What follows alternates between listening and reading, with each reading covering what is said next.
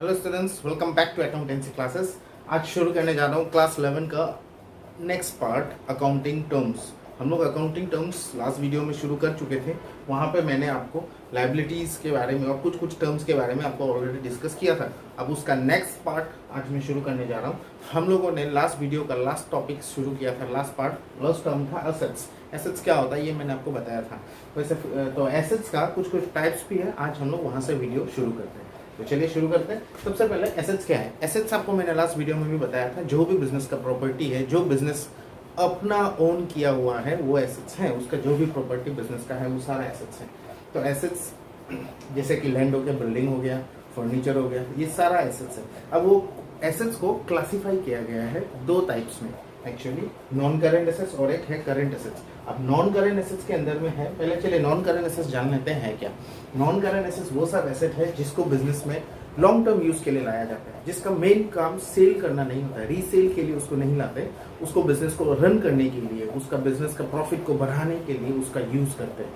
ठीक है, देखिए, which are held for long term use in the business to produce goods और rendering services.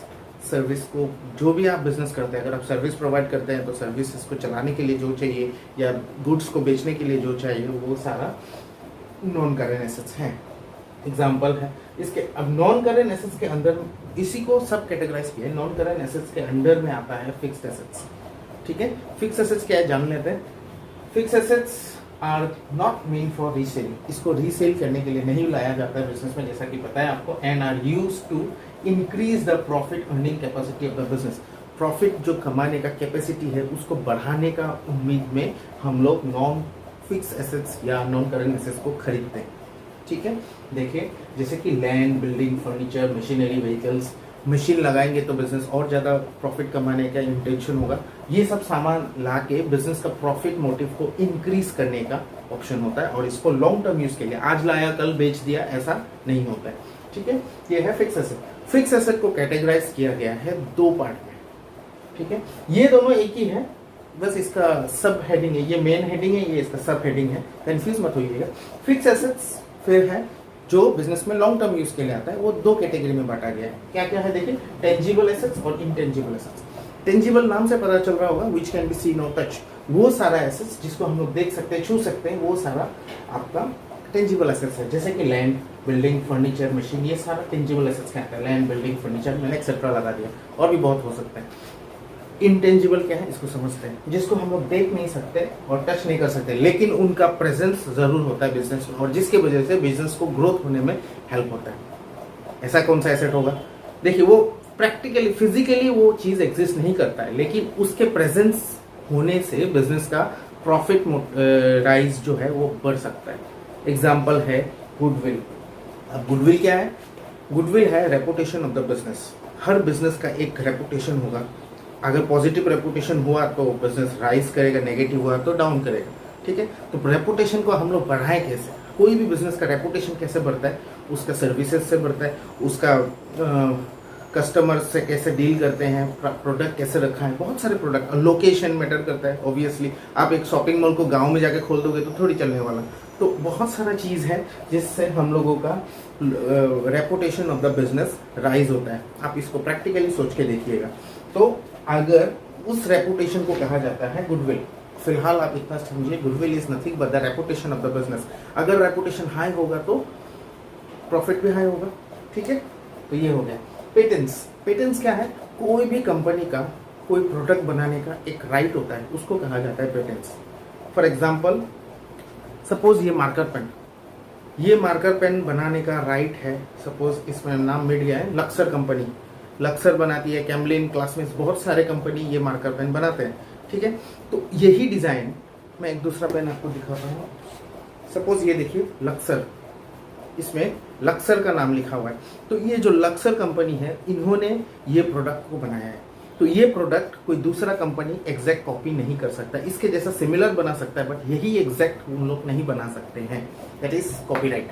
और एक simple that is patents. Suppose एक प्रोडक्ट है, मान लीजिए एक गाड़ी, मान लीजिए स्कॉर्पियो फॉर एग्जांपल। स्कॉर्पियो गाड़ी का कंपनी कौन है? महिंद्रा है। क्या लगता है टाटा कंपनी स्कॉर्पियो को एग्जैक्ट कॉपी नहीं कर सकती है? बिल्कुल कर सकती है, लेकिन उनके पास वो राइट नहीं है कि प्रोड्यूस करे स्कॉर्पियो का जो पेटेंट है वो है महिंद्रा के पास। आई थिंक आप पेटेंट समझ गए होंगे। Okay, next trademark. ट्रेडमार्क होता है कोई भी बिजनेस का अपना एक मार्क होता है, अपना एक लोगो होता है, उसको कहते हैं ट्रेडमार्क। फॉर एग्जाम्पल नाइकी का ट्रेडमार्क कुछ इस तरह है, ठीक है। होंडा का ऐसा कुछ एच लिखा रहता है, टाटा कंपनी का इस तरह से टी लिखा रहता है, ठीक है। तो दीज आपको याद होगा, बजाज में 2 झंडे होते हैं ऐसे ऑपोजिट, तो these are what, these are the trademarks of the business. इससे क्या बेनिफिट होता है, प्रोडक्ट को आइडेंटिफाई करने में फायदा होता है, जो कि आपका सेल को बढ़ाने में हेल्प करता है। तो ये सब इंटेंजिबल है, ये सब का कोई वो नहीं है, अस्तित्व नहीं है, लेकिन ये सब चीज होते हैं बिजनेस में। इसके वजह से आपका प्रॉफिट को हाई बढ़ाया जा सकता है। तो ऐसे वाले एसेट्स को इंटेंजिबल फिक्स एसेट्स कहा जाता है। ऑलराइट, सो इसके बाद है नेक्स्ट करंट एसेट्स। चलिए उसको डिस्कस करते हैं। चलिए नेक्स्ट जानते हैं current assets. What is current assets? Current assets क्या है? वो सब एसेट्स, वो सब प्रॉपर्टी जिसको हम लोग इजीली कैश में कन्वर्ट कर सकते हैं विद इन 1 ईयर, 1 साल के अंदर, जिसको हम लोग कैश में कन्वर्ट कर सकते हैं और जिसको सेल पर्पस में लाया जाता है। 2 reason, sale purpose and easily converted into cash are called current assets. Example देखिए, डेफिनेशन देखिए, which are meant for sale और which can be easily converted into cash within 1 year, 1 साल के अंदर। एग्जांपल देखिए, कैश। कैश तो खुद ही cash है, उसको किसी में कन्वर्ट करने की जरूरत नहीं है, कैश में इजीली वो कन्वर्टेड ही है। बैंक, बैंक में जो पैसा आपका है उसको आप जब चाहे कैश में कन्वर्ट कर सकते हैं विड्रॉ करके। डेटर्स, डेटर्स कौन है? वो आदमी जिसको हम लोगों ने क्रेडिट में सामान बेचा है। बिजनेस ने क्रेडिट में अगर किसी को सामान बेचा तो उससे हमें पैसा वापस मिलेगा इन फ्यूचर, ठीक है। तो डेटर्स नॉर्मली 1 साल के अंदर पेमेंट कर देते हैं, इसीलिए इसको भी करंट एसेट्स माना जाता है। Next, prepaid expenses. Prepaid expenses मतलब prepaid, prepaid means advance payment, ऐसा खर्चा जो हुआ नहीं है लेकिन उसके लिए एडवांस में पेमेंट किया गया, वो भी एसेट माना जाता है। For example rent, prepaid rent. अभी मान लीजिए सितंबर चल रहा है, अक्टूबर, नवंबर, दिसंबर, ये सब का पेमेंट मान लीजिए हम लोगों ने एडवांस करवा दिया। The rent of October, November and December is paid in advance by me suppose. तो मेरे लिए वो जो 3 महीने का है वो प्रीपेड एक्सपेंसेस, उसको मैं एसेट मानूंगा, क्योंकि अभी तक मैंने रेंट, वो सर्विसेज को अवेल नहीं किया। जब तक सर्विसेज अवेल नहीं होगा तब तक वो रेंट का पैसा मेरा ही है, अगर, ठीक है। तो ऐसे वाले को करंट एसेट्स कहा जाता है। कोई भी एक्सपेंसेस अगर आप एडवांस में पेमेंट किए तो that is a current assets, ठीक। Next, receipts. रिसिप्ट्स क्या है? जो भी बिजनेस में पैसा आता है वो आपके लिए रिसिप्ट्स है, ठीक है। तो रिसिप्ट आप जानते हैं, फिर भी मैं इसको और डिटेल में आपको समझाता हूँ। देखिए, the amount received by an organization during an accounting year, 1 साल के अंदर। अकाउंटिंग ईयर मीन्स 1 अप्रैल से 31 मार्च तक का जो पीरियड है, इसको अकाउंटिंग ईयर कहा जाता है। डिटेल में आपको मैं बताऊंगा बाद में। फिलहाल देखिए, जो भी पैसा आपको अकाउंटिंग ईयर में मिलता है उसको रिसिप्ट्स कहा जाता है। 2 तरह का रिसिप्ट्स है, नॉर्मली कैटेगराइज किया गया है। पहला है कैपिटल रिसिप्ट, दूसरा है रेवेन्यू रिसिप्ट। कैपिटल रिसिप्ट क्या है? ऐसा रिसिप्ट जो, देखिए, those receipts which imply an increase in liability, या तो वो लायबिलिटी को आपको बढ़ा देगा या तो एसेट्स का वैल्यू को डिक्रीज कर देगा। दोनों में से कोई एक अगर करता है तो उसको कहा जाता है कैपिटल रिसिप्ट्स, ठीक है। अब इसको ध्यान से देखिए, कैपिटल रिसिप्ट्स नॉर्मल बिजनेस, देखिए हर बिजनेस का नॉर्मल एक्टिविटी क्या है? उसका काम है सेल करना। सेल करने के लिए वो दिन भर में बहुत सारे एक्टिविटीज करता है, ठीक है। एम्प्लॉयज होता है, वो अपना सामान बेचने के लिए बहुत सारे एक्टिविटीज होते हैं।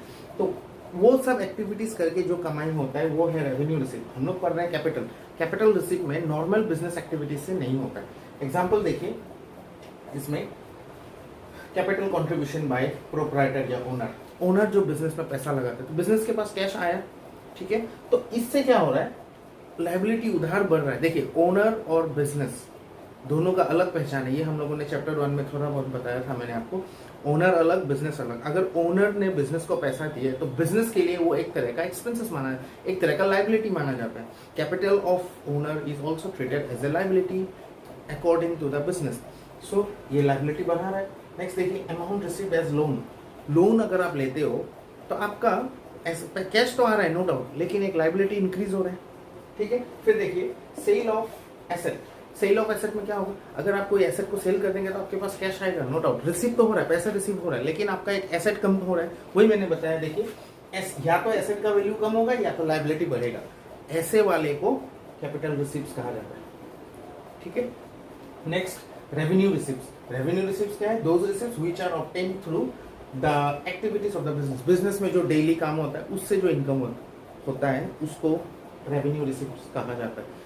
अब बिजनेस में क्या क्या एक्टिविटीज होता है, जैसे कि डेली क्या होता है, देखिए सेल ऑफ गुड्स होता है, सेल करने से इनकम आएगा आपका। और क्या है, और रेंडरिंग सर्विसेज, अगर आप कोई सर्विस दे रहे हैं तो सर्विस अगर आप देते हैं तो उसके बदले आपको पैसा मिलता है, ठीक है। For example cinema hall, cinema hall क्या करता है, सर्विस प्रोवाइड करता है, हॉल में व्यूअर्स को सिनेमा दिखाता है। ब्यूटी पार्लर, सैलून वगैरह, लोग बाल काट के आपको सर्विस दे रहे हैं, तो उससे जो आपका इनकम आ रहा है वो है आपका रेवेन्यू रिसीप्ट, ठीक है। और है कमीशन या इंटरेस्ट मिल रहा है, आप कुछ सेल कर दे रहे हो किसी प्रोडक्ट का, तो वहां से मान लीजिए आपको कमीशन आया, तो that is also a part of daily business activities. जो भी आप बिजनेस में, आपका मेन काम है सेल करना, सेल करके जो आप इनकम करते हैं वो है रेवेन्यू रिसीप्ट। इसके अलावा सेल से कभी कभार आपको कमीशन मिल जाता है, कभी कभार कोई इंटरेस्ट मिल जाता है, these are also treated as revenue receipt. Capital और रेवेन्यू में फर्क क्या है, ये नॉर्मल बिजनेस एक्टिविटी से नहीं किया जाता है, ये नॉर्मल बिजनेस एक्टिविटी से जो रिसिप्ट आया उससे।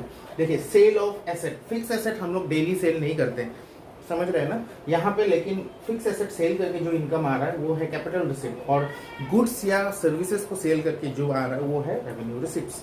ये हो गया आपका रेवेन्यू पार्ट। तो चलिए नेक्स्ट टॉपिक आज का कराने जा रहा हूँ, ये लास्ट कराऊंगा, इसमें है एक्सपेंडिचर। हम लोगों ने रिसिप्ट्स पढ़ा, अब एक्सपेंडिचर। एक्सपेंडिचर भी आप सुने होंगे, एक्सपेंडिचर वो है खर्चा है कोई भी टाइप का जिसमें कैश या कोई प्रॉपर्टी आपका बिजनेस का चला जाता है फॉर परचेजिंग एसेट्स और acquiring an asset is called expenditure. देखिए एनी डिसबर्समेंट ऑफ कैश, यानी कि कैश का चले जाना, और ट्रांसफर ऑफ प्रॉपर्टी, कोई प्रॉपर्टी किसी को दे देना for the purpose of acquiring an asset. Acquiring an asset, acquiring मतलब लाभ करना कोई एसेट को, और या कोई सर्विसेज को लाभ करना, इसको एक्सपेंडिचर, ठीक है। अब एक्सपेंडिचर दो तरह क्या है, कैपिटल एक्सपेंडिचर, रेवेन्यू एक्सपेंडिचर। जैसे कैपिटल रिसिप्ट, रेवेन्यू रिसिप्ट है, वैसे ये भी दो है। देखिए कैपिटल एक्सपेंडिचर क्या है, which are incurred for acquiring मैंने या purchasing fix assets. Fix assets खरीदने के लिए जो भी आपका खर्चा होता है, कोई लैंड खरीदने में, मशीन खरीदने में जो खर्चा होता है वो सबको कहा जाता है capital expenditure. Example purchase of land, purchase of building, purchase of और भी जो भी फिक्स एसेट्स आप डाल दीजिए वो सारा कैपिटल एक्सपेंडिचर है। रेवेन्यू एक्सपेंडिचर क्या है, देखिए दो, हर बिजनेस को रन करने के लिए, बिजनेस को डेली का जो काम है उसको चलाने के लिए आपको कुछ कुछ एक्सपेंसेस और करने पड़ते हैं।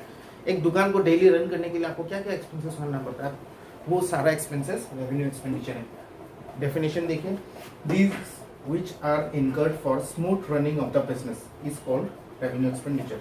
एग्जांपल है सैलरी दिया एम्प्लॉयज को बिजनेस रन करने के लिए, रेंट पे किया, ये सारा है आपका रेवेन्यू एक्सपेंडिचर, ठीक है। आज के लिए इतना ही कराते हैं, नेक्स्ट वीडियो में इससे रिलेटेड और एक पॉइंट है अकाउंटिंग टर्म्स, हम नेक्स्ट वीडियो तक में कंप्लीट कर लेंगे। Alright, thank you.